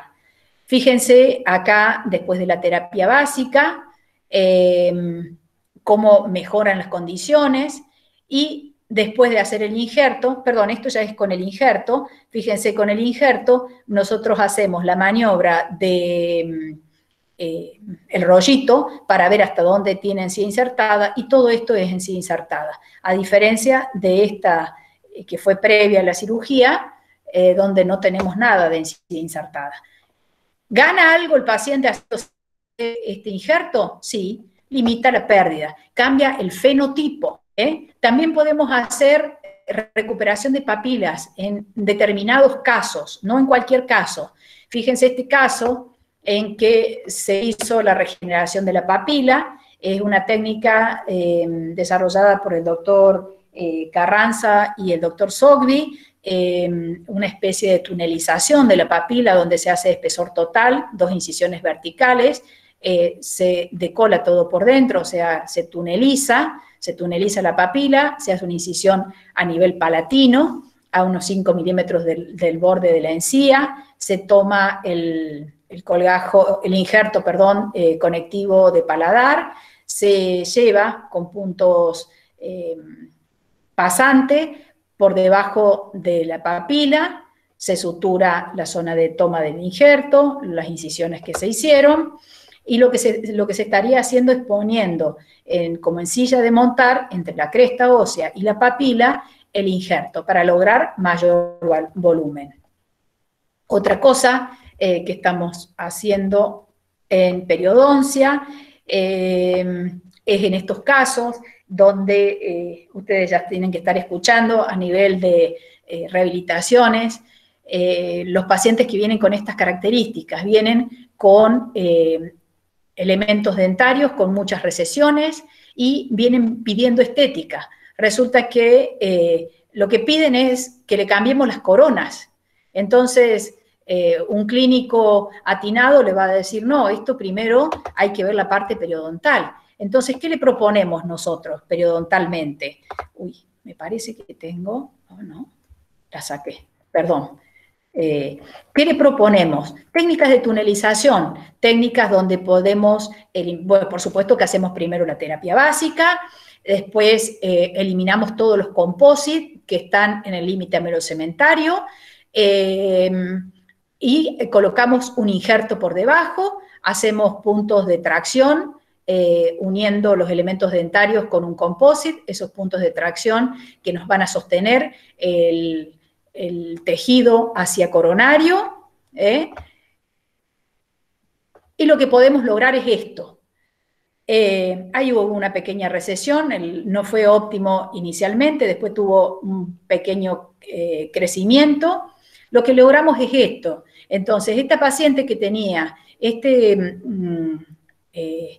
raíz expuesta, que tenía este elemento dentario con raíz expuestas muy largos, podemos lograr cierta armonía, más allá que lo que tiene del sector posterior, por supuesto que no es motivo de la cirugía, pero sí podemos lograr, en este caso, darle más encía a la persona que va a rehabilitar para que pueda lograr mejor estética. Entonces, temporariamente le hicieron composite para que termine la cicatrización, y después de la cicatrización va a carillas. Pero fíjense la calidad de la encía, cómo acá está recuperándose, vean cómo el tejido todavía estaba inflamado, y de esto podemos llegar a esto. Acá la paciente muestra, acá no quería mostrar en la foto. Miren cómo podemos lograr un margen gingival más homogéneo, más armónico, y bueno, después vienen las carillas y van a solucionar. Para cerrar, les quiero contar que otra de las direcciones hacia donde va la periodoncia clínica es a globalizar el tratamiento, a globalizar la necesidad de tratamiento de la enfermedad. Se sabe que en los últimos 25 años la salud oral y la periodontal no han mejorado, entonces se sigue pensando que las condiciones orales son importantes y van a ser un desafío para la salud mundial siempre. que se necesitan mayores esfuerzos y hay enfoques diferentes para alcanzar los objetivos de la salud de 2020. Los objetivos de la salud de 2020, ya estamos en el 2020 y con esta pandemia se han cambiado muchas cosas, pero les quiero decir que hay una invitación a una acción global que tiene como objeto llamar la atención de los profesionales de la salud oral, a los médicos, a los educadores, a los funcionarios de la salud y al público, a crear y desarrollar todas las oportunidades posibles para mejorar la salud periodontal y la salud general. Salud periodontal y salud general. Los cambios de hábitos, la vida saludable, así como el cardiólogo pide que el paciente desarrollar esta mejoría. Vieron ustedes el gráfico que les mostré inicialmente de la biopelícula, que era tan importante como la calidad de vida. Bueno, los invito a sumarse a esto, ahí está la literatura para el que quiera buscar.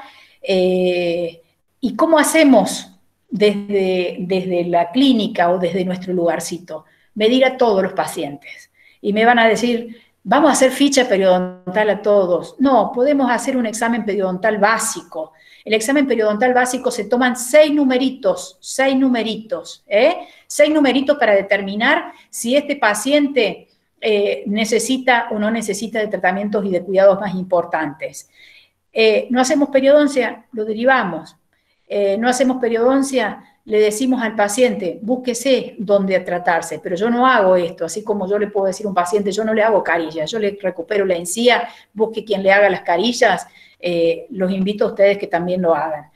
Ese examen periodontal básico tiene diferentes códigos de acuerdo a la gravedad. Esas 2 sondas que ustedes veían, esta es una sonda que desarrolló la CEPA, este índice es un índice que se usó la Sociedad Británica de Periodoncia y después lo modificó la Sociedad Europea de Periodoncia, la Sociedad Española de Periodoncia, y desarrolló esta sonda periodontal que es graduada para hacerlo más rápido al examen, pero ustedes pueden utilizar la sonda de la OMS para los alumnos que han cursado en la cátedra. Es muy similar al índice periodontal comunitario, pero esto, de nuevo vamos a hablar de lo mismo que antes. La periodoncia clínica hoy está buscando consensos y esto ya está consensuado un índice que puede servir para la clínica de todos los odontólogos del mundo y que los resultados puedan ser comparables. Ese es otro problema cuando uno elige un índice o la forma de registrar la patología del paciente. Tenemos el grado 2, grado 3, bueno, no me quiero explayar en esto, porque ya estamos avanzados, pero cada grado lleva la profundidad de sondaje, la presencia de sangrado, el nivel de inserción clínico, y existe un código especial que tiene que ver con las lesiones de bifurcación, que se suma con un asterisco en el código anterior. Entonces, como para concluir y dar un poquito de lineamiento en la clínica, las alternativas para mejorar la terapia periodontal, que es lo que buscamos todos, aumentar los conocimientos, sobre todo de diagnóstico, y la destreza en el área, usar sistemas de medición y de registros accesibles desde el punto de vista de que sean fáciles de utilizar y que sean fáciles de anotar, no pedir una sonda digital con presión controlada, porque eso no la tenemos a nuestro alcance. Dar alternativas individuales y comunitarias. Tenemos que trabajar en el paciente, pero mirando hacia la comunidad.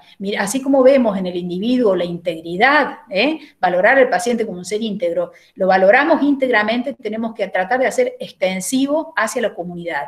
Todo lo que hagamos en nuestro paciente va a extenderse en la comunidad y va a volver el paciente, porque si nuestro paciente le enseña a cepillar a la familia, el día que él no se pase el hilo, en la familia le va a pasar factura. Mejorar la calidad de vida para mejorar la calidad de la boca, de la salud bucal. Usar la tecnología disponible. Tenemos mucha tecnología.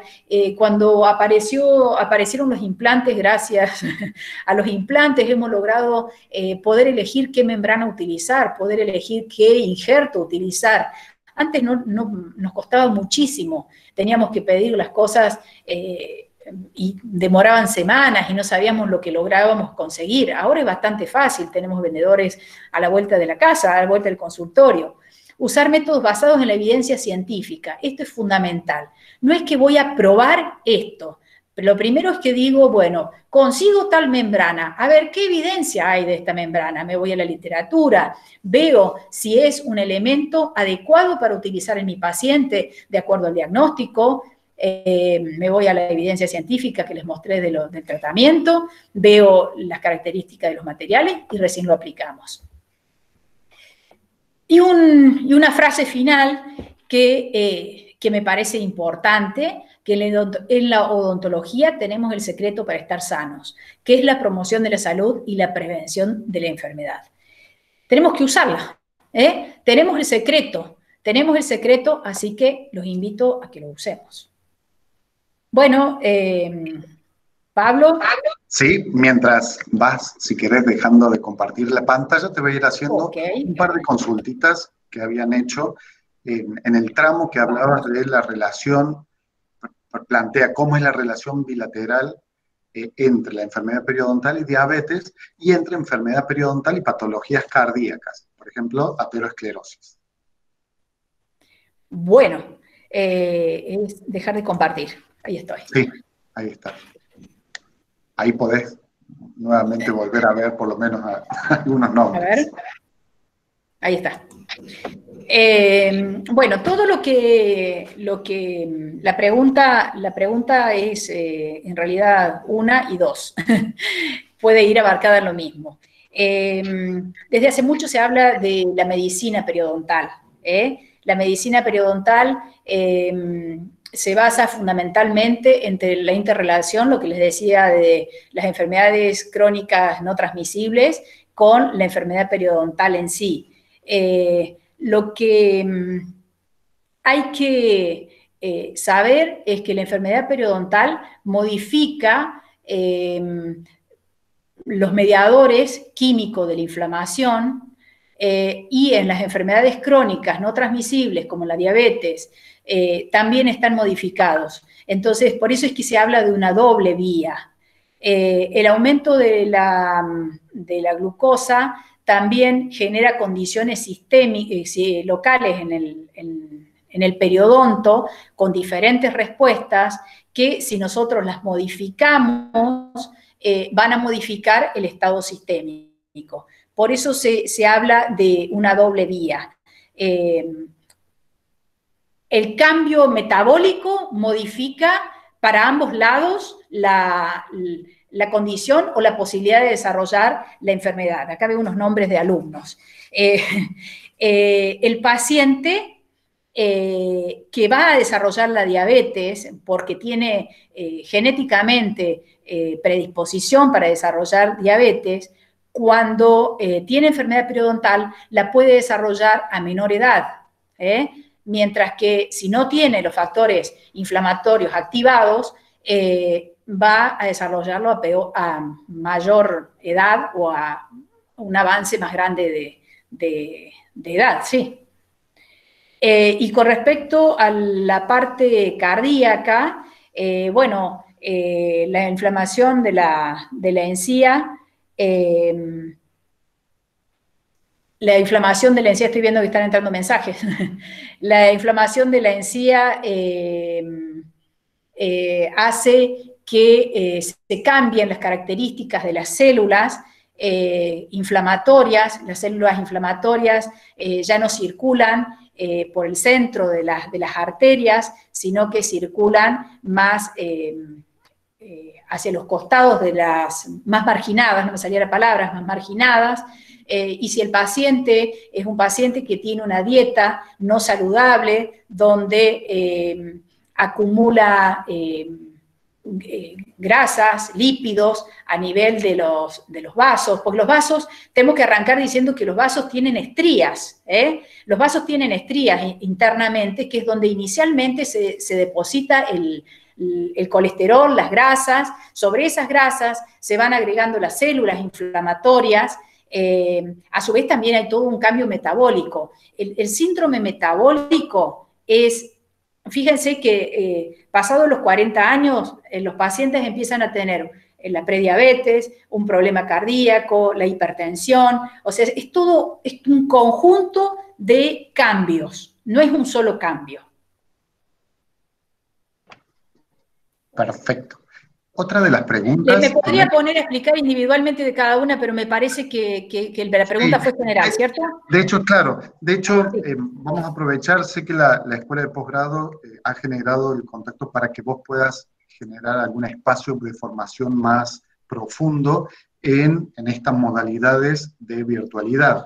Entonces se ha planteado también la realización de un curso de posgrado con todos estos conceptos y profundizando mucho más. Si querés comentarnos algo, por favor. Sí, chicos, colegas, amigos, este año teníamos programado hacer un curso presencial con alta carga de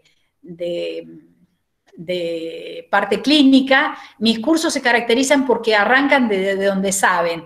El que no hizo nunca periodoncia arranca con ficha, el que sabe hacer ficha arranca con raspado, el que sabe raspar puede empezar que ya en la primera, segunda sesión con cirugías periodontales, pero bueno, lamentablemente este año no se pudo comenzar. Yo particularmente estuve un poco abrumada con el avance del online en la cátedra, y ahora hemos propuesto ya desde la escuela, viendo que no se modifican las condiciones, que seguimos en pandemia y vamos a seguir por mucho tiempo, no vamos a ver un paciente en un curso. La propuesta es comenzar con un curso online donde podamos mensualmente tener una profundización en los temas a la espera de poder ver pacientes. La carga más importante va a ser teórica y vamos a dejar abierto la parte clínica para hacerla más adelante. Porque, como todos ustedes saben, no se sabe cuándo volvemos. Perfecto, muchas gracias. Una de las preguntas que quedaba pendiente es con el uso del Endogain, o sea, el injerto de hueso, en la regeneración de defectos óseos de 3 paredes. ¿Se logra la regeneración completa del aparato de inserción, específicamente el ligamento periodontal que ocurre? Bueno, yo no mostré Endogain, yo el Endogain lo he utilizado. En esa radiografía que mostré les dije, miren lo que se gana de hueso,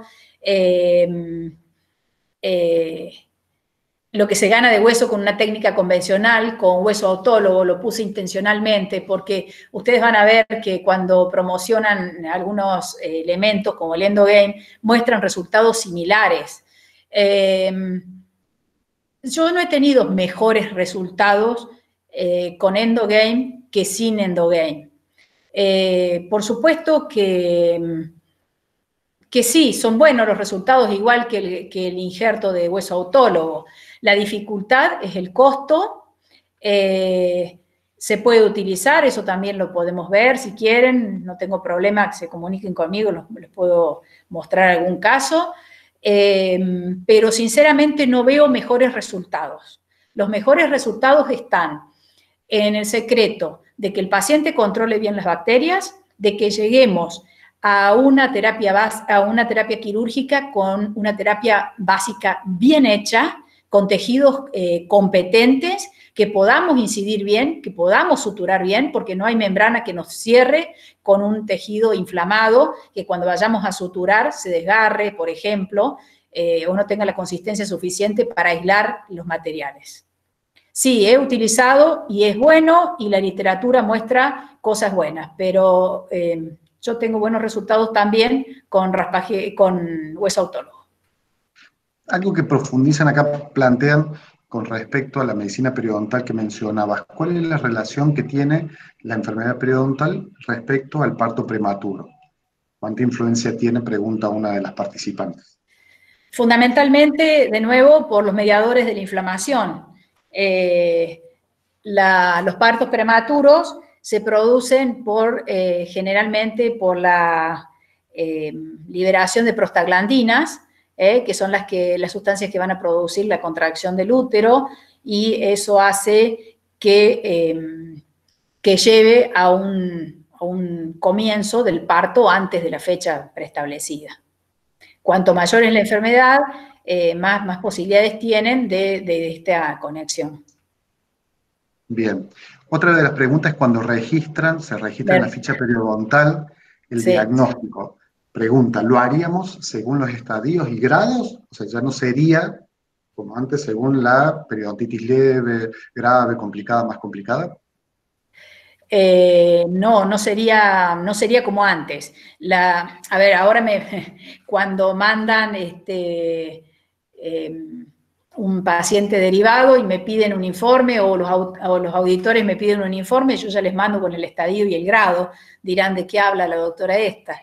En realidad yo creo que tenemos que utilizar lo nuevo en la literatura. Y les vuelvo a decir una cosa, estos son consensos donde está de acuerdo el mundo entero. Es un consenso de la Academia Americana de Periodoncia y de la Federación Europea de Periodoncia. Y esto lo han bajado a Latinoamérica, haciendo un consenso latinoamericano donde nos han citado a referentes de periodoncia y hemos hablado así, directamente, de todo esto, de estos ítems, y nos han mostrado todos los consensos, o sea, los consensos los hicieron con grupos de trabajo. Ustedes fueron viendo que yo les iba poniendo la literatura abajo. De cualquier modo, les voy a pasar una literatura que les voy a dejar en la escuela, Pablo, de las clasificaciones nuevas, se las voy a pasar. Es un artículo en la traducción en español y la literatura original en inglés. Yo creo que si uno tiene un referente internacional donde han trabajado los expertos de cada tema y han determinado las características de la enfermedad, después han hecho consensos entre ellos y todo el mundo se ha puesto de acuerdo, no podemos descolgarnos del mundo. Siempre los argentinos nos quejamos que estamos fuera del mundo. Bueno, ahora nos han incluido con todas estas cosas y tenemos que aceptarlas. Y además les quiero aclarar que es muy lindo hacer el diagnóstico parece complejísimo, pero imprímanse la clasificación donde están los estadios, donde están los grados, tengan los dos, y ya van a ver que es muy fácil. Hacen la ficha periodontal, con esto ya paso este estadio, con esto paso este estadio, con esto voy a este grado. Como les decía, ustedes tienen un paciente que llega con 10 elementos dentarios y fuma más de 10 cigarrillos. Listo, estadio 4, grado C. Por ahí pueden estar más complicados, en el que tiene entre 5 y 6 y que tiene una furca y que, bueno, si ya tiene la furca va a estadio 3, si no tiene la furca, estadio 2. Hay puntos que hay que tenerlos en cuenta. Y les digo que nosotros también lo estamos aprendiendo. Yo en la presentación vi un error que puse. No, ustedes no lo habrán visto, pero yo vi un error, porque para ir en el copy pega, nosotros estamos aprendiendo junto con los alumnos la clasificación nueva. Las empezamos a dar en el año 19, o sea, recién publicada la empezamos a dar, así que la estamos usando. La usamos un año y nos guardaron ahora. Así que bueno, sí, úsenla. Bueno, y la última pregunta.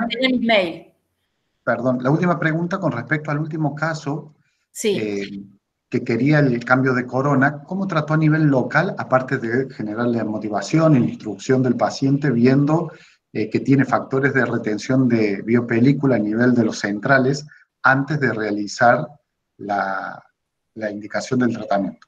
Bueno, se está refiriendo a la cirugía, a la tunelización con injerto de tejido conectivo. Sí. ¿A ese? Bueno, yo lo dije, esa paciente venía para cambiarse todas las coronas, bueno, fue a su odontólogo en realidad, y vino a plantearme a mí que el odontólogo quería que yo le vea las encías antes. Entonces yo le digo, bueno, ¿pero qué le va a cambiar las coronas? Sí, me va a hacer corona, esta me la va a sacar, me lo va a hacer que me tape la raíz, me lo va a hacer más arriba, y entonces yo estaba empezando a hacer tunelización y le dije a la paciente, bueno, si usted me cree un poquito, yo le voy a cambiar la cabeza. Usted viene a buscar más blanco para que no se le vean las raíces y yo le voy a proponer que se vean más rosas. Entonces, si bien ella tiene una sonrisa un poquito alta, que tal vez no es lo más favorable, pero después eso ya se puede manejar con otra cosa, con sustancias, agregar sustancias, el manejo del labio es otra cosa, pero tampoco puede tener una corona con raíz larga y mostrarlo. Entonces, ¿qué hice en esa paciente? Por supuesto, terapia básica, motivación, corrección de técnicas de higiene. Vieron que tenía un fenotipo muy fino, en el sector posterior tenía unas depresiones importantes, le habían puesto implantes donde tenía huesos sin regeneración de tejidos, entonces bastante deprimido, que ya le dije que en algún momento le voy a levantar el sector posterior y vamos a dar volumen para mejorar inclusive el volumen de la cara, porque inclusive ella es muy flaca. Después de la terapia básica, vamos a la terapia quirúrgica. El día de la cirugía le levanté todos los composites que estaban sobre la raíz del elemento dentario. Y un poquitito más sobre la corona. Algunos los levanté completamente y otros parcialmente, pero tenía que dejar al descubierto el límite amelocementario. ¿Para qué se deja el límite amelocementario al descubierto? Para tratar de que el injerto cubra hasta ese nivel, para que después la rehabilitación vaya hasta el lugar donde tiene que ir. Entonces, si ponemos encía de más, no importa, pero no tenemos que poner de menos para que logre la armonía de la sonrisa, la armonía de la altura de los cuellos gingivales. Bueno, y la última, aparentemente, tiene que ver con el caso del defecto óseo de las 3 paredes, sí. Por esta regeneración con hueso autólogo. ¿No sería imprescindible el uso de alguna membrana lentamente reabsorbible para que evite la proliferación del conectivo? Yo le contesto que vio la radiografía que había hueso. A ver, yo hago periodoncia hace 30 años. ¿Qué les quiero contar con esto? Que antes no teníamos membranas, no podíamos elegir qué membranas poner, no teníamos membranas. Aprendimos a raspar, aprendimos a tener nuestra mejor membrana, que es el periósteo, y arrancamos haciendo esto. Hueso autólogo. Si hoy tengo membrana, pongo membrana. No suma si tengo buen tejido. Y si no tengo buen tejido y no manejé bien la incisión, por ejemplo, y volé la papila en la incisión o en el decolado por no hacer una técnica depurada, una técnica quirúrgica depurada, tampoco la membrana le sirve. Entonces, fundamental desarrollar una buena técnica de raspaje, una muy buena técnica de raspaje para mejorar la calidad del tejido y después utilizar lo que tengamos a nuestro alcance. Si tienen membrana, sí se puede usar. La uso, ¿saben cuándo la uso? Cuando tengo defectos óseos en más de un elemento dentario, o por ejemplo, tengo 3 o 4 elementos vecinos que tengo muchos defectos óseos, entonces ahí uso injerto de bovino, por ejemplo, con una membrana, o utilizo, como les mostré, la esponja de colágeno con membrana. Sí, suma, si la tienen, la usan. Perfecto. Bueno, no abusamos más de tu tiempo y de tu generosidad. Lamentablemente hay que aprender a ofrecer la periodoncia y a vivir de la periodoncia como se trabaja en las demás cosas, porque un paciente viene y ustedes le dicen, miren, se quiere hacer una carilla, la carilla le sale invento, porque como no sé los costos voy a inventar, 500.000 pesos. Y el paciente dice, bueno, bárbaro, me va a quedar blanco, me va a quedar, ¿cómo va a hacer? ¿Cuántas veces? ¿Cuándo lo voy a tener? Tengo una fiesta tal día, listo, se terminó. Periodoncia, nosotros le decimos sale 5 pesos, bueno, no salen 5 pesos, pero sale 50 pesos, y el paciente cuestiona bastante si se lo va a hacer o no se lo va a hacer, porque además de la periodoncia, después viene la rehabilitación, porque ya pasó, porque le dijeron que se tenía que hacer el implante o que se tenía que hacer 2 coronas nuevas, entonces es un costo como adicional. Y entonces hay que aprender a decirle al paciente que sin los cimientos, sin las características de salud de la encía, todo lo que se ponga encima no va a tener sentido. Bueno, muchísimas gracias. Entonces, miren, recordamos que la propuesta se va a profundizar en un curso de posgrado con modalidad virtual.